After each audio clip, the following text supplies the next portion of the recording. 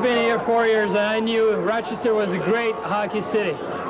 But I couldn't believe today. I couldn't believe. It was just unbelievable what we lived today. That was just great. And thank you very much. Thank you, Rochester. We love you.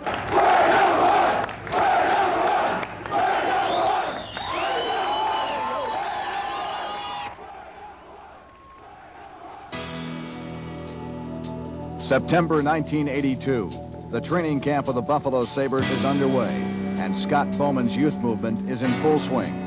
Gone from an Amerks lineup that reached the Calder Cup semifinals a year earlier, were high-scoring veteran Chris Halleck and veteran defensemen Bob Hess and Jim Walsh. The Sabres took a chance on veteran goaltending in Rochester, covering for untested rookie defensemen Daniel Noe, Dirk Reuter, and Steve Dykstra. Bowman went with youth at both levels. There were 11 rookies sprinkled among the veterans in Rochester and Buffalo. Late in the camp, a surprise care package arrived from Buffalo. Yvon Lambert, a veteran of 9 NHL seasons and 5 Stanley Cups, was coming to Rochester on a trial basis. The choices offered Lambert were simple: retire or play for the Amerks. I had to say yes instead of think about quitting and all that. You know, it's no good for me and it's no good for my family. So I'm here for 20 days and I just have to work hard and, you know, stay in shape, and you never know what can happen. Lambert outlived the 20-day trial and eventually became the leader everyone had hoped for. But early on, he was not contributing statistically and was not helping the club.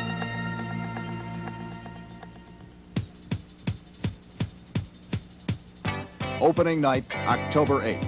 Amerks fans had no sooner taken their seats after the pregame festivities when they were given a preview of what became the most explosive offense in Amerks history.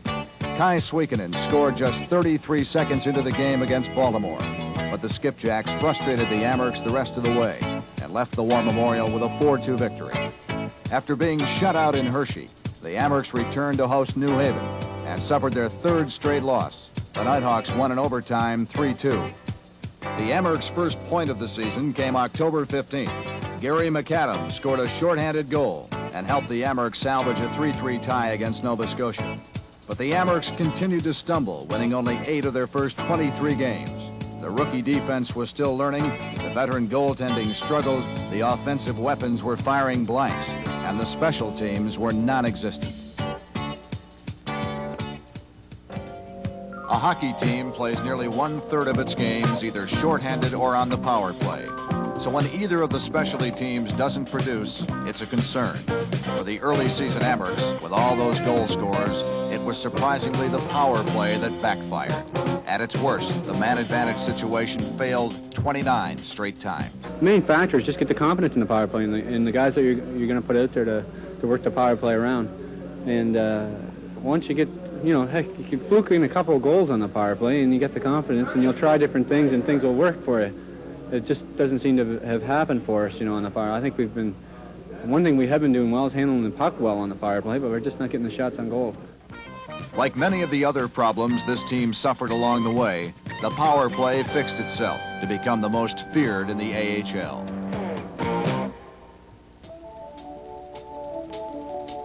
But the losses continued to mount in November, and the War Memorial was no advantage. Hershey crushed the Amerks 11-5 on the home ice.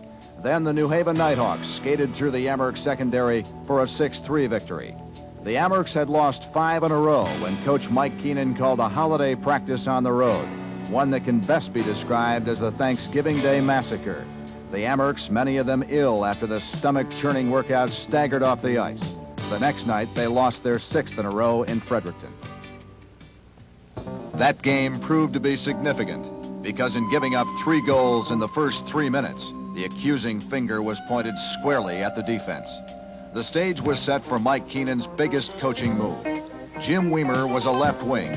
Only 3 days before, he had scored 2 goals at Nova Scotia, but he was never going to be a consistent offensive threat. So Keenan moved Weimer back to the defense, where for most of the rest of the way, he was paired with rookie Dan Noe. The move was largely overlooked at the time. The team was giving up goals in bunches, and Keenan's job was rumored to be on the line.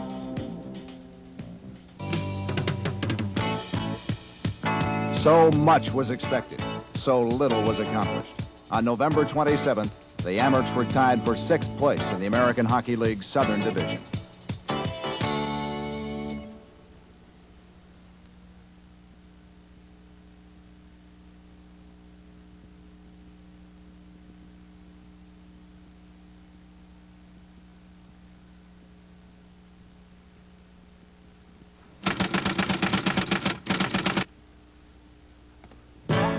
December is traditionally a month for hope, good tidings, and joy. A month that rings out the old year and welcomes the new. What the Amerks wanted for Christmas was a winning streak, and St. Nick delivered early against St. Catharines. The Amerks power play clicked for 3 goals. Rochester won 9-4. But there was little peace among men on the ice. The Amerks and Saints were handed 121 penalty minutes. The winning streak continued on the road with 3 more victories. The Amerks were scoring goals in bunches. They were rallying from deficits. The comeback kids, led by Jordy Robertson, trailed Nova Scotia 6-3 December 23rd and pulled out an 8-7 victory on Robertson's goal 35 seconds into overtime.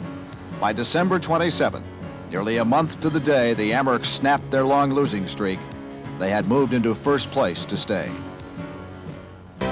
The first half captain was Mal Davis. Few in the league could approach the ease and grace with which he played the game. In the off-season, the Sabres decided to re-sign Davis as a free agent. He rewarded that confidence with 43 goals through 58 games, threatening the 10-year-old Amerk mark of 51 held by Murray Coons. But Davis didn't get it. Instead, the Sabres called, and Mal was an NHLer. In the span of 2 weeks, the Amerks lost 3 key players permanently to Buffalo. Davis, defenseman Dave Fenvis, and Ironman goaltender and assistant coach Phil Meir. Both teams are benefiting by the players that have gone to their respective teams, and that's healthy for the organization, and it's healthy for the objectives at hand, that is to win the Calder Cup and the Stanley Cup. The new goaltender was an old friend, Jacques Cloutier, back for a 3rd stint in Rochester. The new captain was Bob Bongrain.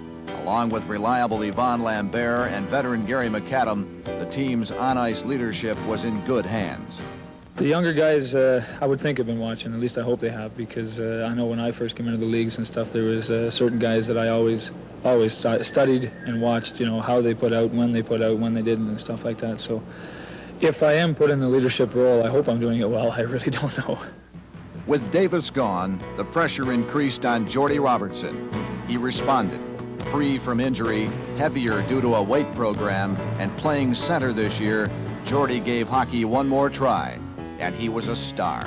After the second knee injury of the same year, there was a lot of thoughts of maybe going home and getting a job or just, you know, hanging up. My body just can't take it. And then it came to the situation where I was sent down to Rochester, down to Flint, and the second thoughts came across my mind, but then I turned to my parents and our family, who are very close, and they said, you know, give it all you got and see what happens. And I'm glad I did now with the situation the way it is.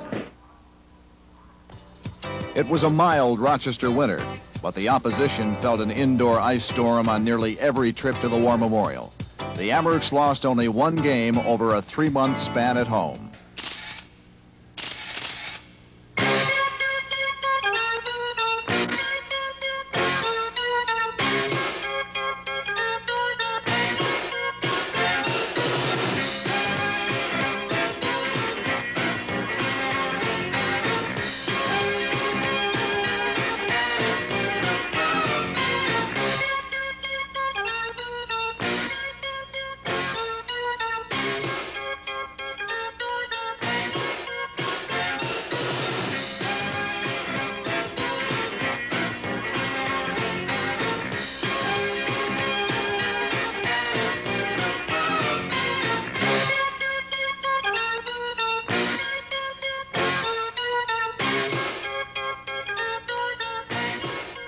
Break to center. Here's Robertson across the line, cuts in, moves in front, shoots, he scores!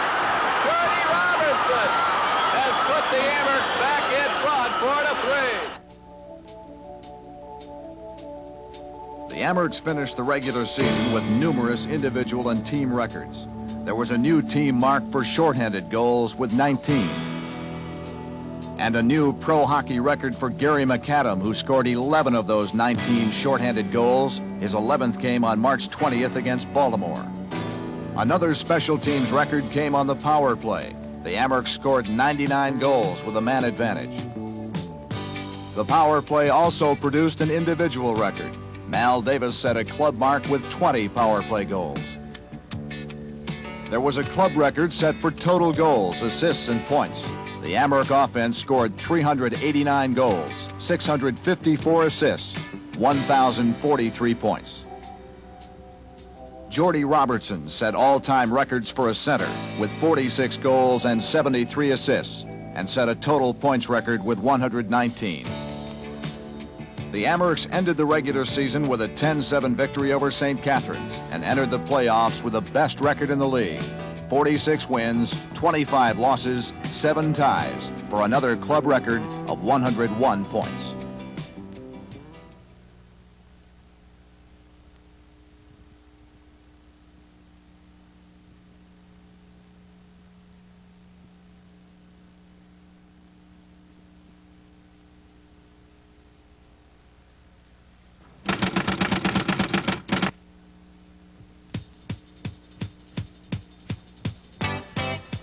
The AHL quarterfinals opened on home ice against the Binghamton Whalers, the team that eliminated Rochester's Calder Cup dreams a year earlier. Backed by the best record in the league, the Amerks enjoyed the home ice advantage throughout the playoffs. But the Amerks quickly learned that all the accomplishments of the regular season had nothing to do with the second season. They gave up 3 goals in the final 3.5 minutes, and the Whalers won the opener 6-5 on Paul Marshall's goal with 1 second left on the clock. Game 2 moved to Binghamton, where little-used Don Keller scored the winner in the 3rd period of a 5-3 victory that evened the series. The Amerks went on to win the next 3 in a row, including a 7-5 decision in Rochester April 10th that was marred by a 30-minute 3rd period brawl that resulted in 160 penalty minutes. Hockey people will tell you that fighting is part of the game. Bench-clearing brawls are never pretty, but always exciting, and this one was particularly bitter. It came in the middle of a playoff series, and who would be assessed the blame became a major issue. The Amerks and the league office saw the events differently. Coach Keenan accused the Whalers of starting it. The AHL responded by suspending Amerks' Chris Langevin and Clint Fair. The brawl proved to be little more than an aggravation to the Amerks. 2 games later, they were finished with the Binghamton Whalers.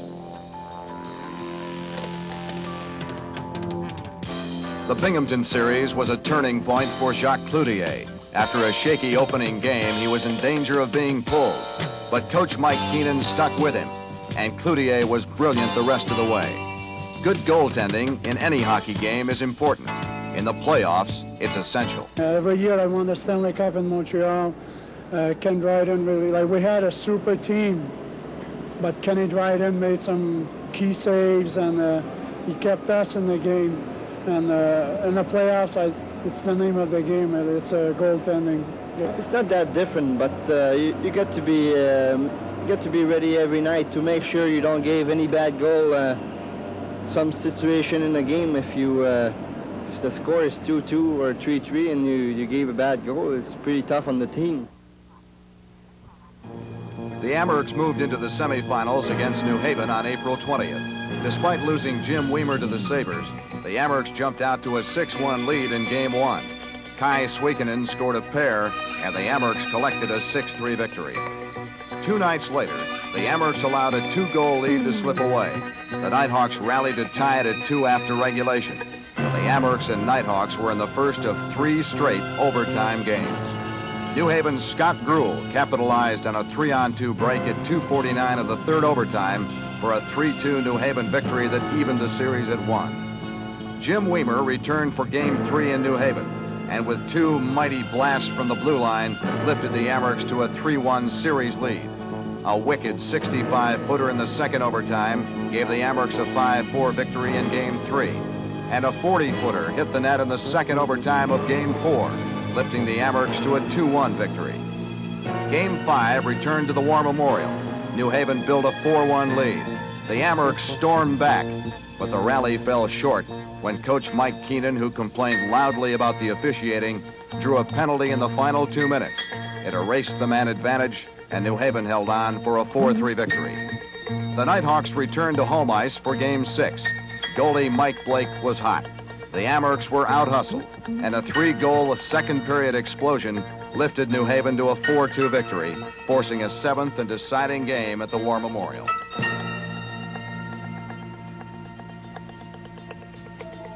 Do-or-die games are supposed to belong to the veterans, and the one veteran the Amerks needed on the ice was on the bench in a business suit. Yvon Lambert, the gray-bearded guru to the rookies and the glue that kept the Amerks together, stood on a twisted ankle, but provided the spiritual leadership so necessary in the 7th game. And it was the rookies he had taught how to win that provided the goals that allowed them to win. Daniel No's second goal of the game at 3:27 of the 3rd period was the game winner. And another rookie, Dirk Reuter, added a goal to give the Amerks a 4-2 victory and their first trip to a championship series in 6 years. I'm extremely happy and extremely proud of the hockey club through all the controversy and so on, the media hype and the talk. Their backs were against the wall. They had to put up or shut up, and they put up.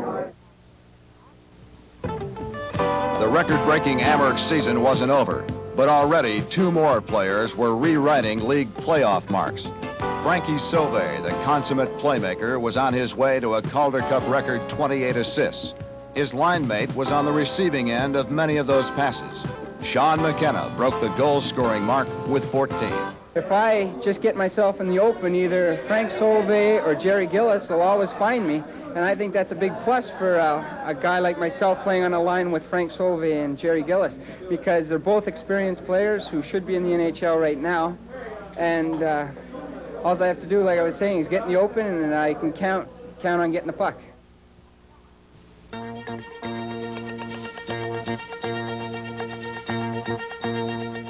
The 1982-83 Calder Cup Finals opened at the War Memorial May 13th. The Maine Mariners had loaded up for the playoffs, adding veterans like former Amerks Bob Hess and Gordie Clark. But the New Haven series taught the Amerks a valuable lesson. Only hard work wins championships. The Amerks took a quick 2-0 lead in Game 1. The Mariners rallied to tie, and Jean-Francois Sauvé struck for the game winner at 6:11 of the 3rd period to give the Amerks a 3-2 victory. Game 2 was tied at 3 when Jordy Robertson, who had been handcuffed for 5 straight games, ended his scoring slump with a game-winning goal at 4:18 of the 3rd period, lifting the Amerks to a 4-3 victory and a 2-0 series lead. The next 2 were merely a formality. The Amerks won Game 3 in Portland 5-1 behind a pair of goals from Sean McKenna and finished off a sweep with a 3-1 victory in Game 4. The Calder Cup was about to make its first visit to Rochester in 15 years.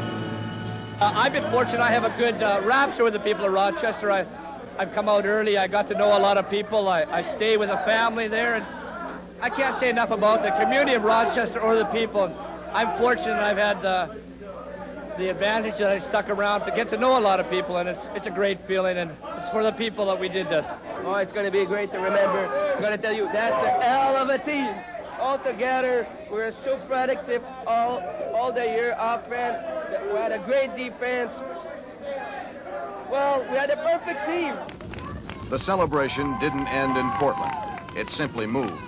When the team plane arrived in Rochester, hundreds were there to greet them. By the time the champions moved to the streets, there were thousands. And all of Rochester was united by 3 words.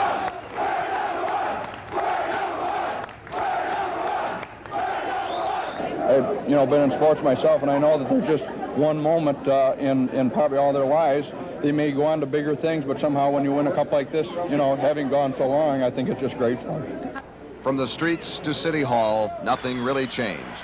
Rochester has long been considered a hockey-loving town, but everybody loves a winner, and everyone adores a champion. The Amerks' record-setting 1982-83 season was a team effort, a mixture of grinders and checkers, good goaltending, and machine gun scoring. There were no weak links, yet the Amerks were shut out of postseason honors.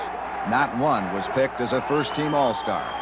but all shared the big prize, the American dream, the 1982-83 Calder Cup.